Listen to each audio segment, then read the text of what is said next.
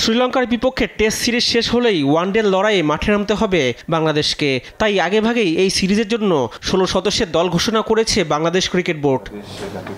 অধিনায়ক মিরাজ সহ দলের বাকি সদস্যরা হলেন তানজিদ তামিম, পারভেজ ইমন, নাইম শেখ, নাজমুল শান্ত, তাওহিদ হৃদয়, লিটন দাস, জাকের আলী, শামীম পাটোয়ারি, রিশাদ হোসেন, তানভীর ইসলাম, মুস্তাফিজুর রহমান, তানজিম সাকিব, তাসকিন আহমেদ, নাহিদ রানা ও হাসান মাহমুদ। ইনজুরি থেকে পেসার তাসকিন আহমেদ ফিরলেও তার উপর পুরোপুরি চাপ দিতে চান না প্রধান নির্বাচক গাজী আশরাফ হোসেন লিপু।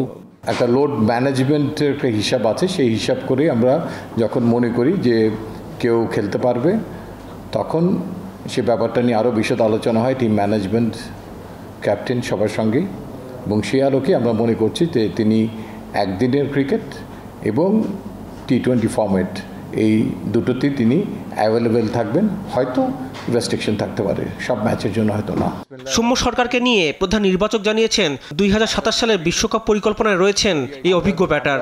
আমাদের কাছে সৌম্য সরকার অত্যন্ত গুরুত্বপূর্ণ একজন খেলোয়াড়, বিকজ 10 বছর ইন্টারন্যাশনাল ক্রিকেট খেলার তার এক্সপিরিয়েন্স আছে।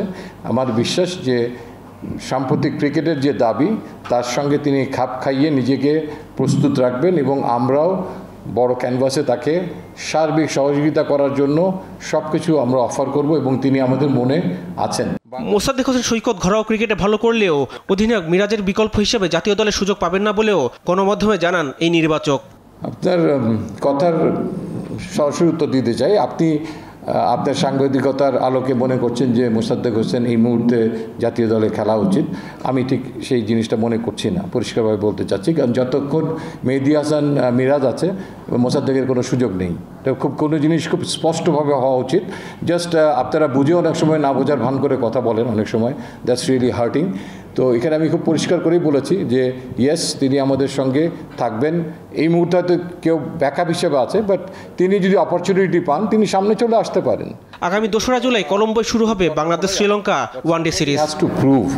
রিফাত আঞ্জুম, দেশ টিভি, ঢাকা।